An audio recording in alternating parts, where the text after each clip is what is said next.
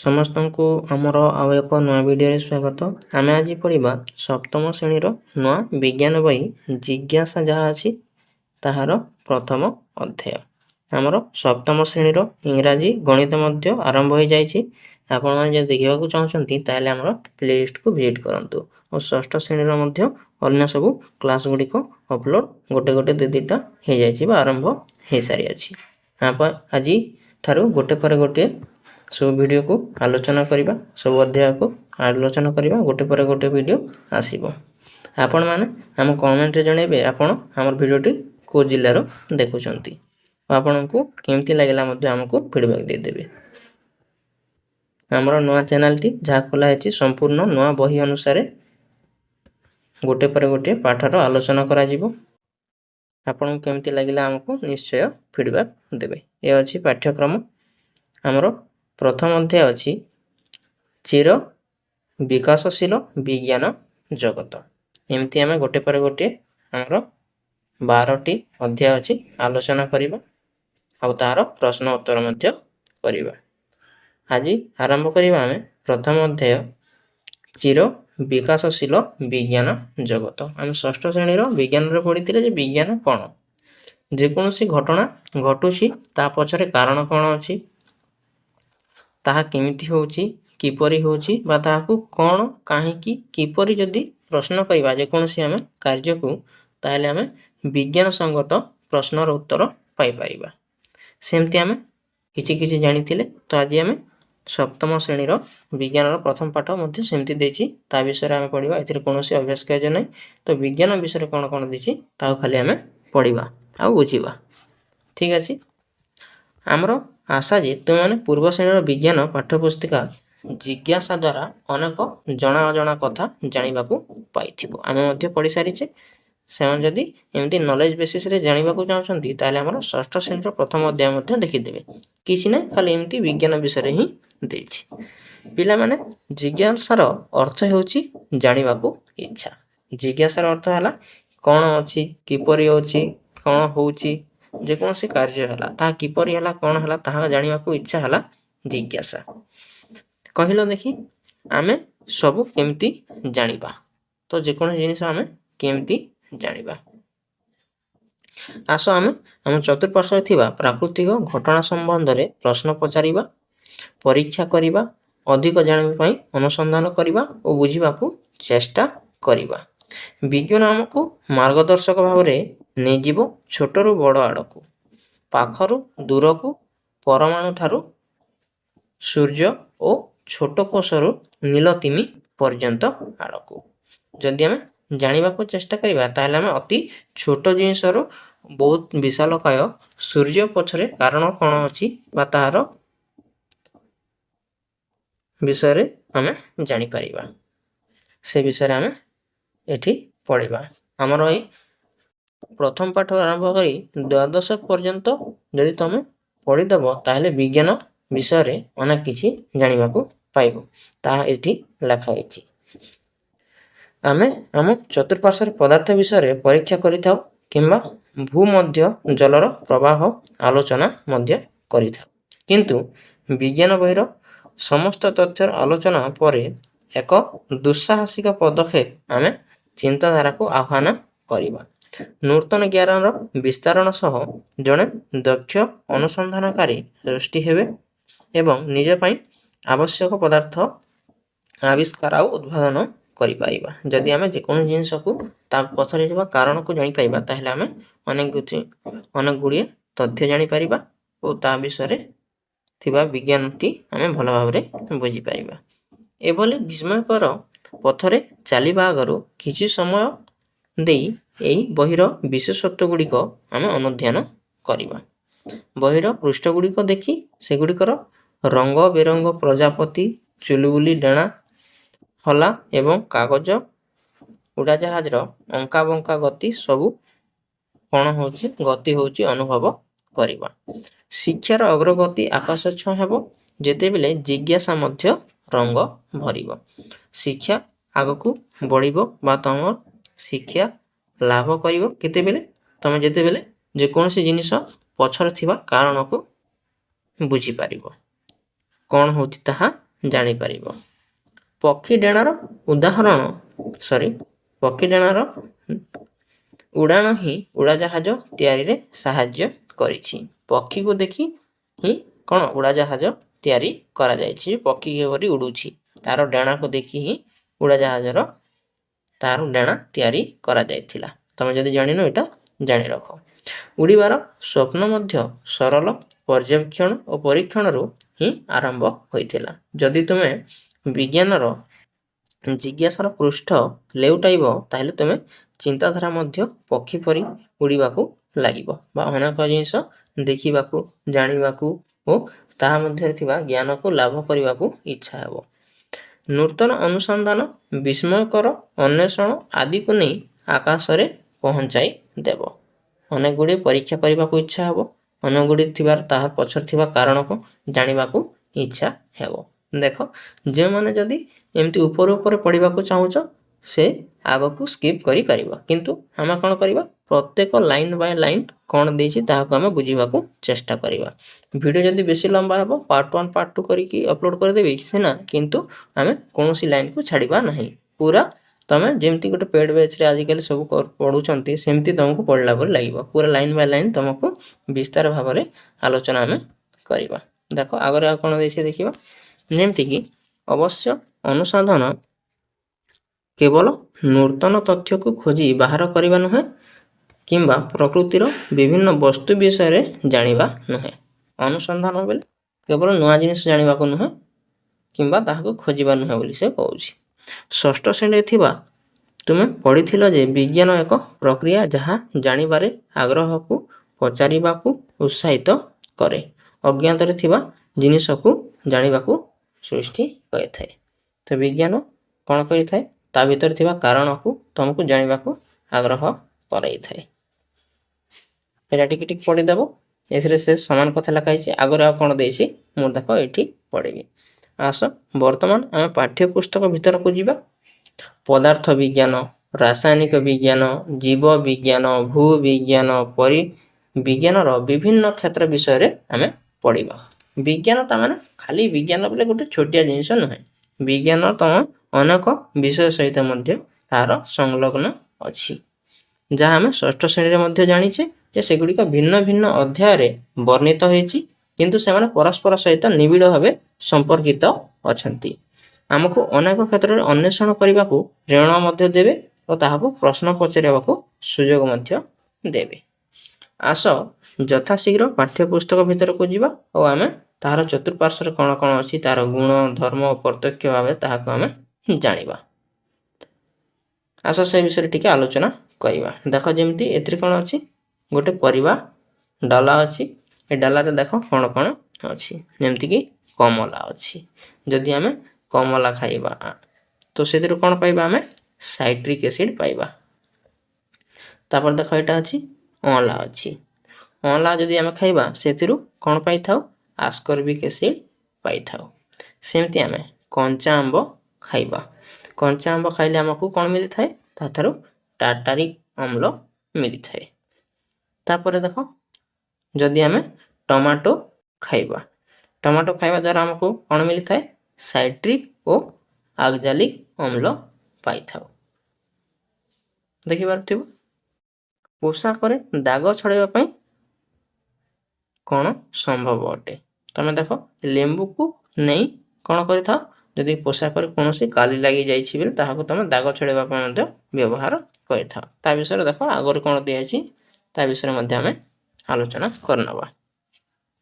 ଆସ ଆମେ ତାପରେ କିଛି ବ୍ୟାଟେରୀ, ବଲ୍ବ, ତାରକୁ ନେଇ ଏକ ଖେଳ ଖେଳିବା ଓ ପଦାର୍ଥର ଧର୍ମଗୁଡ଼ିକ ବାହାର କରିବା। ଗୋଟିଏ ବଲ୍ବ ଜାଳିବା ପାଇଁ କେଉଁ ପଦାର୍ଥ ଆବଶ୍ୟକ ହୋଇଥାଏ?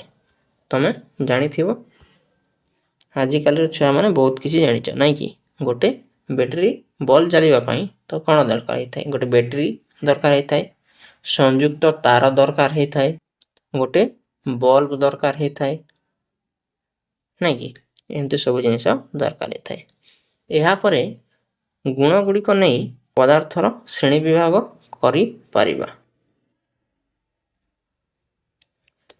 ଏବଂ ଧାତୁ ଓ ଅଧାତୁ ଦୁନିଆରେ ପ୍ରବେଶ କରିବା। ତ କୋଉଟା ଧାତୁ କୋଉଟା ଅଧାତୁ, ଏଥିରେ ବିଦ୍ୟୁତ ପରିବାହୀ ଅଟେ, କୋଉଟା ବିଦ୍ୟୁତ ସୁପରିବାହୀ କୁପରିବାହୀ ତା ବିଷୟରେ ମଧ୍ୟ ଆମେ ଜାଣିବା। ଆମ ଅଭିଜ୍ଞତାରୁ ଆମେ ଜାଣିଛେ ଯେ ଟର୍ଚ୍ଚ ବ୍ୟାଟେରୀ କିଛି ଦିନ ପରେ କ'ଣ ହେଇଥାଏ, ତାହା କାମ କରେ ନାହିଁ ଏବଂ ଏହା ପୁଣି ବ୍ୟବହାର କରିହୁଏ ନାହିଁ। ଅନୁସନ୍ଧାନ କରିବା ଯେ ଆମେ ଚତୁଃପାର୍ଶ୍ୱରେ ଯେଉଁ ପରିବର୍ତ୍ତନ ହେଉଛି ସେଥିରେ କେତୋଟି ପ୍ରତ୍ୟାବର୍ତ୍ତୀ ଓ କେତୋଟି ଅପ୍ରତ୍ୟାବର୍ତ୍ତୀ ହେଉଛି। ପ୍ରଥମେ ତ ଜାଣିନା ଯେ ଏ ବ୍ୟାଟେରୀ କିଛି ଦିନ ପରେ କମ୍ ଜଲିଥାଏ ବା କିଛି ଦିନ ପରେ ଟୋଟାଲି କ'ଣ ପାଇଁ ଜଲି ନଥାଏ। ସେଥିରେ ଯେଉଁ ରାସାୟନିକ ପଦାର୍ଥ ଥାଏ ତାହା କିଛି ଦିନ ଜଳିଲା ପରେ କ'ଣ ହେଇଥାଏ, ଧୀରେ ଧୀରେ ଧୀରେ ଧୀରେ ହେଇକି ସରିଯାଇଥିବାରୁ ତାହା ଆଉ ଜଳେ ନାହିଁ। ତାପରେ ଏଠି ଦେଖ ଗୋଟେ ଲେଖା ଅଛି ପ୍ରତ୍ୟାବର୍ତ୍ତୀ ଓ ଅପ୍ରତ୍ୟାବର୍ତ୍ତୀ କହିଲେ କ'ଣ ବୁଝିନିଅ ଟିକେ। ଯେକୌଣସି ଜିନିଷକୁ ଗୋଟିଏ ଅବସ୍ଥାରୁ ଆଉ ଗୋଟେ ଅବସ୍ଥାକୁ ଯଦି ପରିବର୍ତ୍ତନ କରିବା ଓ ତାହାକୁ ପୁନରାବୃତ୍ତି କରିପାରିବା ବା ତାର ପୂର୍ବ ଅବସ୍ଥାକୁ ଆଉ ଥରେ ଫେରି ପାଇପାରିବା, ତାହାକୁ ଆମେ ପ୍ରତ୍ୟାବର୍ତ୍ତୀ ପରିବର୍ତ୍ତନ ବୋଲି କହିଥାଉ। ଯେମିତିକି ବରଫ ଖଣ୍ଡ, ବରଫ ଖଣ୍ଡକୁ ଯଦି ଆମେ ଗରମ କରିଦେବା ସେ କ'ଣ ହେଇଯିବ, ପାଣି ହେଇଯିବ। ପାଣି ହେଇଗଲା, ତାହାକୁ ଯଦି ଫେର ଥରେ ଆମେ ଫ୍ରିଜରେ ରଖିଦେଲେ ସେ କ'ଣ ହେଇଯିବ, ଫେର ଥରେ ସେ ବରଫ ହେଇଯିବ। ଏହାକୁ ଆମେ ପ୍ରତ୍ୟାବର୍ତ୍ତୀ ପରିବର୍ତ୍ତନ କହିପାରିବା। ଆଉ ଅପ୍ରତ୍ୟାବର୍ତ୍ତୀ କହିଲେ କ'ଣ, ତାର ଓଲଟାଟା, ଯେମିତିକି ଆଉ ପୂର୍ବ ଅବସ୍ଥାକୁ ଫେରି ପାରିବା ନାହିଁ। ଯେମିତିକି କାଠକୁ ଜାଳିଦେଲେ, କାଠ ଜାଳିଲା ପରେ କ'ଣ ହେଇଯିବ, ସେ ଅଙ୍ଗାର ହେଇଯିବ, ଆଉ ଥରେ କାଠକୁ ପାଇପାରିବା ନାହିଁ। ଏଇଟା ହେଲା ଅପ୍ରତ୍ୟାବର୍ତ୍ତୀ ପରିବର୍ତ୍ତନ। ଚିନ୍ତା କର ନାହିଁ, ଏହାପରେ ଗୋଟେ ପରେ ଗୋଟେ ପାଠ ପଢ଼ିବା ଓ ସବୁ ଅଧ୍ୟାୟରେ ଏହାକୁ ଆମେ ଭଲ ଭାବରେ ବୁଝିବା। ଠିକ୍ ଅଛି, ଏବେ ଜଷ୍ଟ ଟିକେ ଟିକେ ଖାଲି ବୁଝିନିଅ। ତାପରେ ଏଠି କ'ଣ ଦେଇଛି ଦେଖ ଟିକେ। ବ୍ୟାଟେରୀର କ୍ଷମତା ସରିଯିବା, ବରଫ ଜଲରେ ତରଳି ଯିବା, ଫଳ ପାଚିଯିବା ଏବଂ ପଥର ଗୁଣ୍ଡ ହୋଇ ଗୋଡ଼ି ହେଇଯିବା। ଏସବୁ କି ପ୍ରକାର ପରିବର୍ତ୍ତନ, ଏହାକୁ ଆମେ ଭଲ ଭାବରେ ବୁଝିବା ଆମର ପାଠରେ। ଏବେ ଖାଲି ଜାଣିନିଅ। କେତେକ କ୍ଷେତ୍ରରେ ଉତ୍ତାପ ଯୋଗୁଁ ଏହି ପରିବର୍ତ୍ତନ ହୁଏ ବା ଶୀଘ୍ର ହେଇଥାଏ। ଯଦି ତମେ କ'ଣ କରିବ, ଯଦି ବରଫକୁ ଏମିତି ରଖିଦେବ ବୋଲେ ସେ ତରଳି ଯିବ, କିନ୍ତୁ ତାହାକୁ ଯଦି ତମେ ଗରମ କରିଦେବ ବା ଉତ୍ତାପ ଦେଇଦେବ ସେ ଜଲ୍ଦି ତରଳି ଯିବ। ଗୋଟିଏ କାଚ ଗ୍ଲାସରେ ବରଫ ତରଳିବା ହେଉ ବା ହିମବାହ ହେଉ, ଉତ୍ତାପ କିପରି ପ୍ରବାହିତ ହୋଇଥାଏ ଆସ ଦେଖିବା ଆମେ। ଜଳ ଅବଶ୍ୟ ସବୁଠାରେ ଥାଏ ଏବଂ ସୂର୍ଯ୍ୟଙ୍କ ଉତ୍ତାପରେ ମଧ୍ୟ ଥାଏ। ଏହା ସମୁଦ୍ରରୁ ବାଷ୍ପୀଭୂତ ହୋଇ ଓ ବୃଷ୍ଟି ଆକାରରେ ଫେରିଆସେ ଏବଂ ପୃଥିବୀରେ ପ୍ରବେଶ କରେ, ବହୁ ଦୂରକୁ ପ୍ରବାହିତ ହୋଇଥାଏ। ଦେଖ, ଜଳ କ'ଣ ହେଇଥାଏ, ଯେତେ ସବୁ ଜଳ ଏମିତି ସମୁଦ୍ରରେ ଥାଏ ତାହା କ'ଣ ହେବା ଯୋଗୁଁ, ଖରା ହେବା ଯୋଗୁଁ ତାହା ବାଷ୍ପୀଭୂତ ହୋଇ ଉପରକୁ ଏମିତି ଉଠିଥାଏ। ଉଠିଲା ପରେ ଏମିତି ସବୁ ଜଳବିନ୍ଦୁ ଗୁଡ଼ାକ ଏମିତି ଆକାଶରେ ଥାଏ। କିନ୍ତୁ ଖରା ହେଲେ ତାହା କ'ଣ ହେଇଥାଏ, ବା ଥଣ୍ଡା ହେବା ଯୋଗୁଁ ଯେତେ ଉପରକୁ ଯିବ ସେ ଥଣ୍ଡା ହେଇଥିବ, ତ ସେତେ ଥଣ୍ଡା ହେବା ଯୋଗୁଁ ସେ ବଡ଼ ବଡ଼ ଜଳବିନ୍ଦୁରେ ସେ ଏମିତି ପରିଣତ ହେଇଯାଏ। ଛୋଟ ଛୋଟ ଛୋଟ ଛୋଟ ଜଳବିନ୍ଦୁ ସେମିତି ମିଶିକି ବଡ଼ ବଡ଼ ହେଇଯାଏ ଓ ବଡ଼ ବଡ଼ ହେଇସାରିଲା ପରେ ତାହା ଓଜନ ହେବା ଯୋଗୁଁ ସେ ତଳକୁ ଖସି ପଡ଼ିଥାଏ। ତାହାକୁ ହିଁ ଆମେ ବର୍ଷା ବୋଲି କହିଥାଉ। ଓ ବର୍ଷା ନାଳ ନର୍ଦ୍ଦମା ଦେଇକି ଯାଇକି ପୁଣି ଥରେ ସେ ସମୁଦ୍ରରେ ଏକାଠି ହେଇଥାଏ। ଏମିତି ଭାବରେ ଆମର ଜଳଚକ୍ରଟି ହେଇଥାଏ ବୋଲି ଆମେ କହିପାରିବା। ଠିକ୍ ଅଛି, ଏବେ ଆଗକୁ ଦେଖିବା। ଏଇଟା ସବୁ ଟିକେ ଟିକେ ଦିଆଯାଇଛି ଯେ ପ୍ରତ୍ୟେକ ପାଠରେ ଏସବୁ ବିଷୟରେ ଆମେ ଭଲ ଭାବରେ ପୁରା ଆଲୋଚନା କରିବା। ଏଥିରେ ଖାଲି ଟିକେ ଟିକେ ତମେ ଜାଣି ରଖ। ତାପରେ ଆଉ କ'ଣ ଦେଇଛି ଦେଖ। ତଥାପି ମଧ୍ୟ କେବଳ ଆମେ ଦେଖିପାରୁଥିବା ଚତୁଃପାର୍ଶ୍ୱସ୍ଥ ପଦାର୍ଥର ପରିବର୍ତ୍ତନ ନୁହେଁ କିମ୍ବା ଦେଖାଯାଉନଥିବା ଜଳର ଲୁକାୟିତ ପରିବର୍ତ୍ତନ ନୁହେଁ, ଆମେ ବୟସ ବୃଦ୍ଧି ସହ ଶରୀରର ବିଭିନ୍ନ ପରିଲକ୍ଷିତ ହୋଇଥାଏ। ବିଶେଷ କରି ଆମ ବିଦ୍ୟାଳୟରେ ପଢ଼ୁଥିବା ସମୟରେ ଶରୀରର ବିଭିନ୍ନ ପରିବର୍ତ୍ତନ ବହୁତ ଶୀଘ୍ର ହୁଏ। ଖାଲି କ'ଣ ଆମେ ଦେଖୁଥିବା ଆମ ଚତୁଃପାର୍ଶ୍ୱରେ ଥିବା ସେ ପରିବର୍ତ୍ତନ ନୁହେଁ, ଯେଉଁଟା ଆମେ ଲୁକାୟିତ ହିସାବରେ ହେଉଛି ସେ ପ୍ରକାର ଆମର ପରିବର୍ତ୍ତନ ବିଷୟରେ ମଧ୍ୟ ଆମେ ଏହି ପୁସ୍ତକରେ ପଢ଼ିବା। ତାହା କ'ଣ ପାଇଁ ହେଇଥାଏ, କିପରି ଥାଏ, ତାହାକୁ ମଧ୍ୟ ଆମେ ଜାଣିବା। ଠିକ୍ ଅଛି, ତ କାହିଁକି କେବଳ ମଣିଷ ନୁହେଁ, ବଞ୍ଚି ରହିବା ପାଇଁ ସମସ୍ତ ଜୀବରଙ୍କଠାରେ ଜୈବିକ ପ୍ରକ୍ରିୟା ସଂଗଠିତ ହୁଏ। ଶରୀରର ବିଭିନ୍ନ ପରିବର୍ତ୍ତନ ହୁଏ। ଆମର ବୃଦ୍ଧି ପାଇଁ ଆମ ଶରୀରକୁ ଖାଦ୍ୟ ଖାଇବା ସହ ଶ୍ଵାସନ ଓ ଖାଦ୍ୟ ସଞ୍ଚାଳନ ପାଇଁ ରକ୍ତ ପ୍ରବାହ ଆବଶ୍ୟକତା ରହିଅଛି। ତ ଯେକୌଣସି ଜୀବ ମଧ୍ୟରେ ଅନେକ ପ୍ରକାରର ପରିବର୍ତ୍ତନ ଦେଖାଯାଇଥାଏ ଓ ରାସାୟନିକ କ୍ରିୟା ଗୁଡ଼ିକ ମଧ୍ୟ ହେଇଥାଏ। ରକ୍ତ ସଞ୍ଚାଳନ ହଉ, ଶ୍ୱାସକ୍ରିୟା ହଉ, ଶ୍ୱସନ ହଉ, ଏମିତି ଅନେକ ଗୁଡ଼ିଏ କ୍ରିୟା ହେଇଥାଏ। ଖାଦ୍ୟ ପାଆନ୍ତି କିପରି? ଯେକୌଣସି ପ୍ରାଣୀ ହଉ କିମ୍ବା ଉଦ୍ଭିଦ ହଉ, ସେ ଖାଦ୍ୟ କିପରି ପାଇଥାନ୍ତି, ଶ୍ୱସନ କିପରି କରିଥାନ୍ତି, ତାହାକୁ କେମିତି ରେଚନ କରିଥାନ୍ତି, ତାହାର ଟୋଟାଲ ଚକ୍ରଟାକୁ ଆମେ ଏହି ପୁସ୍ତକରୁ ଜାଣିବା। ବୁଝିହେଲା? ତାପରେ ଆମେ ଆଉ ଗୋଟେ ଟପିକରେ ପଢ଼ିବା, ସମୟ କାହିଁକି ଅଛି? କାନ୍ଥରେ ଘଣ୍ଟା କିମ୍ବା ହାତ ଘଣ୍ଟା ଆମକୁ ସମୟ କହୁଛି ଏବଂ କିପରି ଅପସରି ଯାଉଛି ତାହାକୁ ସୂଚିତ କେମିତି ସେ କରୁଛି। ରାତି ପାହିଲା ବେଳେ, ସକାଳ ବେଳେ, ବିଦ୍ୟାଳୟ ଯିବାଠାରୁ ଆରମ୍ଭ କରିକି ଶୋଇଲା ପର୍ଯ୍ୟନ୍ତ ଆମେ କିପରି ଦିନ ବଦଳୁଛି ବା ସୂର୍ଯ୍ୟ କିପରି ଏପଟରୁ ସେପଟକୁ ଗତି କରୁଛି, ତା ବିଷୟରେ ମଧ୍ୟ ଆମେ ପୁରା ପୁସ୍ତକରେ ଭଲ ଭାବରେ ବୁଝିବା। ତାପରେ ଆଉ ବି ପଢ଼ିବା ବିଦ୍ୟୁତ ଘଣ୍ଟା, ଡିଜିଟାଲ ଘଣ୍ଟା ଆଉ ଅନେକ ପ୍ରକାରର ଘଣ୍ଟା କିପରି ତାହାର ସମୟ ଦର୍ଶଉଛି, ତା ବିଷୟରେ ମଧ୍ୟ ଆମେ ଏହି ବିଜ୍ଞାନ ପୁସ୍ତକରେ ପଢ଼ିବା। ବୁଝିହେଲା? ଆଲୋକ ଓ ତାର ଛାୟା କେବଳ ସମୟ ଦେଖିବା କିମ୍ବା କଣ୍ଢେଇ ଖେଳିବା ପାଇଁ ଉଦ୍ଦିଷ୍ଟ ନୁହେଁ। ଆଲୋକର ଯେଉଁ ଛାୟା ପଡ଼ୁଛି, ଛାଇ ପଡ଼ୁଛି, ସେଇଟା ସମୟ ଦେଖିବା ପାଇଁ କିମ୍ବା ଖେଳିବା ପାଇଁ, କଣ୍ଢେଇ ଖେଳିବା ପାଇଁ ସେଥିପାଇଁ ଖାଲି ନୁହେଁ। ପ୍ରକୃତରେ ଆଲୋକ ଆମକୁ ଦେଖିବାରେ ସାହାଯ୍ୟ କରିଥାଏ। ଏଇଟା ଆମେ ଦେଖ, ତମେ କହୁଥିବ ଯେ ମୁଁ ଖାଲି ପଢ଼ିବା କହୁଛି, ତାମାନେ ଏମିତି ଖାଲି କହୁଛି। ଦେଖ କେଉଁ ପାଠରେ ଅଛି ମୁଁ ତମକୁ କହିଦେଇପାରିବି। ହେଲା, ଏ ଆଲୋକ ବିଷୟରେ ଆମର ଦେଖ, ଆଲୋକ, ଛାୟା ଓ ପ୍ରତିଫଳନ ପାଠରେ ଆମେ ସମ୍ପୂର୍ଣ୍ଣ ବୁଝିବା। ଉଦ୍ଭିଦର ଜୀବନ ଚକ୍ର ବିଷୟରେ ଆମେ ଏହି ପାଠରେ, ଦଶମ ପାଠରେ ପଢ଼ିବା। ସେମିତି ଆମେ ପଞ୍ଚମ ପାଠରେ ଦେଖ, ଆମ ଚତୁଃପାର୍ଶ୍ୱ ଥିବା ଭୌତିକ ଓ ରାସାୟନିକ ପରିବର୍ତ୍ତନ ବିଷୟରେ ଆମେ ପଢ଼ିବା। ଏମିତି ସବୁ ଗୋଟେ ଗୋଟେ ପାଠକୁ ଆମେ ଆଲୋଚନା କରିସାରିଲା ପରେ ତମେ ଏସବୁ ଯାହା ସବୁ ଏବେ ତମର ମନରେ ଆସୁଛି ତାହାର ପ୍ରଶ୍ନର ଉତ୍ତର ମଧ୍ୟ ପାଇଯିବ। ଠିକ୍ ଅଛି? ତ ଏମିତି ଭାବରେ ଆମେ ପୁଙ୍ଖାନୁପୁଙ୍ଖ ଭାବରେ ସବୁ ପାଠକୁ ଆଲୋଚନା କରିବା। ଏଥିରେ କିଛି ନାହିଁ, ଜଷ୍ଟ ଟିକେ ଟିକେ ଦେଇଛି, ତମେ ଖାଲି ମନେ ରଖିନିଅ। ଏପରିକି ପୃଥିବୀ, ଚନ୍ଦ୍ର ସୃଷ୍ଟି କରିପାରନ୍ତି, ଛାୟା, ଏସବୁ ପୃଥିବୀ ମାନେ, ଚନ୍ଦ୍ରମାନେ କିପରି ଛାୟା ସୃଷ୍ଟି କରନ୍ତି, ତା ବିଷୟରେ ମଧ୍ୟ ଆମେ ଜାଣିବା। ଅବଶ୍ୟ ପୃଥିବୀର ଦିନ ରାତି କେମିତି ହେଉଛି, କାହା ଉପରେ ନିର୍ଭର କରୁଛି, ଆମର ଚାରିପଟେ କେମିତି ଗତି କରୁଛି ପୃଥିବୀ, ଚନ୍ଦ୍ର, ତା ବିଷୟରେ ମଧ୍ୟ ଆମେ ପଢ଼ିବା। ଏଥିରେ ଖାଲି ଦେଇଛି, ତା ବିଷୟରେ ଆମେ ଗୋଟେ ଗୋଟେ ପାଠ ଦେଇଛି, ତା ବିଷୟରେ ଆମେ ଭଲ ଭାବରେ ପୁରା ପଢ଼ିବା।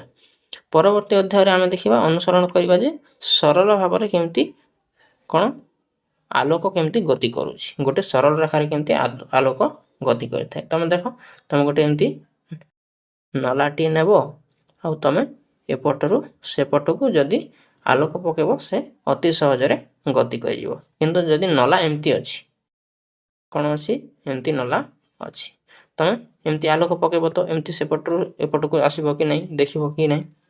ଦେଖି ହେବ ନାହିଁ। ଏଥିରୁ ଆମେ ଜାଣିପାରିବା ଯେ ଆଲୋକ ଏକ ସରଳ ରେଖାରେ ଗତି କରିଥାଏ। ସେମିତି ଆମେ ଅନେକ ପାଠ ଅଛି, ଆଉ ବିଜ୍ଞାନର ଅନେକ ଗୁଡ଼ିଏ ବିଷୟ ଅଛି, ତା ବିଷୟରେ ଆମେ ଗୋଟିଏ ଗୋଟିଏ ପାଠରେ ଆଲୋଚନା କରିବା। ଆନନ୍ଦଦାୟକ ଅନୁସନ୍ଧାନ ବେଲେ ଆମେ ଏତେ ସବୁ ପଢ଼ିବା, ତାହା ଅତି ଆନନ୍ଦଦାୟକ କିପରି ହେବ, କ'ଣ ହେବ, ତା ବିଷୟରେ ଏଠି ଦିଆହେଇଛି। ଏଇଟା ତ କିଛି ନାହିଁ, ଖାଲି ପାଠ ବିଷୟରେ ଅଛି ଯେ କ'ଣ ପଢ଼ିବା, କ'ଣ ମନେ ପକାଇବା, କ'ଣ କେମିତି ଅଛି, ବିଜ୍ଞାନର ସବୁ ପାଠରେ କ'ଣ କ'ଣ ପଢ଼ିବା, ତ ତା ବିଷୟରେ ଆମର ଏଇ ପାଠଟି ଅଛି। ଏଥିରେ ଅଭ୍ୟାସ କାର୍ଯ୍ୟ ମଧ୍ୟ ନାହିଁ, ଖାଲି ସବୁ ପାଠ ବିଷୟରେ କ'ଣ କ'ଣ ପଢ଼ିବା ଅଛି। ସେଥିପାଇଁ ଏଠି ଏତେ ଡିଟେଲ୍ସକୁ ଗଲି ନାହିଁ। ଏହାକୁ ଆମେ କ'ଣ କରିବା, ଗୋଟେ ପରେ ଗୋଟେ ପାଠରେ ଆଲୋଚନା କରିବା। ଯେମିତିକି ଆମର ଦ୍ୱିତୀୟ ଅଧ୍ୟାୟ ଅଛି ଅମ୍ଳୀୟ, କ୍ଷାରିକ ଓ ନିରପେକ୍ଷ ପଦାର୍ଥର ଅନୁସନ୍ଧାନ। এই ପାଠରେ ଆମେ ଅମ୍ଳ, କେଉଁ କେଉଁ ଖାଦ୍ୟରେ ଅମ୍ଳ ମିଳିଥାଏ, କେଉଁ କେଉଁ ଖାଦ୍ୟରୁ କି ଅମ୍ଳ ମିଳିଥାଏ, ତାହାକୁ ଆମେ ଅତି ଦେଖ, ତାହାର କି ପରିବର୍ତ୍ତନ ଘଟିଥାଏ ତାହା ବିଷୟରେ ଆମେ ପୁରା ଗୋଟିଏ ପରେ ଗୋଟିଏ ଆମେ ପଢ଼ିବା। ଦେଖ କ'ଣ ଖାଦ୍ୟ ଖାଇଲେ ଆମେ କ'ଣ ହୋଇଥାଏ, ଅମ୍ଳ କାହା ଉପରେ କି ପ୍ରକାର ପରିବର୍ତ୍ତନ ଦେଖାଇଥାଏ ତାହାକୁ ଆମେ ପଢ଼ିବା। ଠିକ୍ ଅଛି, ସେଥିପାଇଁ ଏଥିରେ ମୁଁ ଅଧିକା ଲାଇନ୍ ବାଇ ଲାଇନ୍ ଏକ୍ସପ୍ଲାନେସନ୍ କରୁନାହିଁ। ଏଇଟାକୁ ଆମେ ଗୋଟିଏ ପରେ ଗୋଟିଏ ପାଠରେ ଆମେ ଆଲୋଚନା କରିନେବା। ଏତିକି ଥାଉ। ଆମେ ଆରମ୍ଭ କରିବା ଦ୍ୱିତୀୟ ଅଧ୍ୟାୟରୁ ଆମେ ଲାଇନ୍ ବାଇ ଲାଇନ୍ ଏକ୍ସପ୍ଲାନେସନ୍, ତା ସହିତ ଆମର ଆବଶ୍ୟକତା ଅନୁସାରେ ଆମେ ଆଗ ପଛ କରି ମଧ୍ୟ ପାଠକୁ ପଢ଼ିବା। ଆପଣଙ୍କୁ ଯଦି ଆଶା କରୁଛି ଭଲ ଭାବରେ ବୁଝିପାରିଥିବି। ଯଦି ଭଲ ଲାଗିଥିଲେ ଗୋଟେ ଲାଇକ୍ କରିବ, ସାଙ୍ଗମାନଙ୍କ ସହିତ ସେୟାର କରିବ। ଆଉ କେଉଁ ଜିଲ୍ଲାରୁ ଆପଣମାନେ ଆମ ଭିଡ଼ିଓଟି ଦେଖୁଛନ୍ତି ଆପଣଙ୍କର ଜିଲ୍ଲାର ନାମ ଆମକୁ କମେଣ୍ଟ ସେକ୍ସନରେ ନିଶ୍ଚୟ କହିବ। ଓ ଆମର ଭିଡ଼ିଓ କେମିତି ଲାଗିଲା, ଆମେ ଆପଣଙ୍କୁ ଭଲ ଭାବରେ ବୁଝିପାରୁଛୁ କି ନାହିଁ ତାହା ମଧ୍ୟରେ ମଧ୍ୟ ଆମକୁ ଫିଡ଼ବ୍ୟାକ୍ ଦେଇଦେବ। ଠିକ୍ ଅଛି, ଦେଖା ହେବା ଦ୍ୱିତୀୟ ପାଠର ଆଲୋଚନା ସହିତ।